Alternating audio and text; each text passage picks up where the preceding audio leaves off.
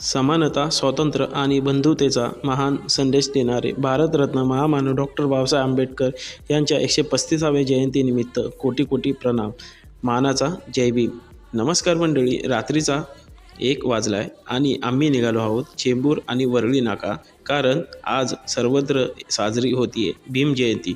चेंबूरला पोचताच डोळ्यासमोर भव्य रॅली आणि खूप लोकांची गर्दी इथे पाहायला भेटली. लोक तर खूप लांबून इथे वंदना करायला आले होते. भव्य सजावट आणि सुंदर लाइटिंगमुळे संपूर्ण वातावरण खूपच मनमोहक दिसत होतं. तेव्हाच आम्ही एक फोटो काढला.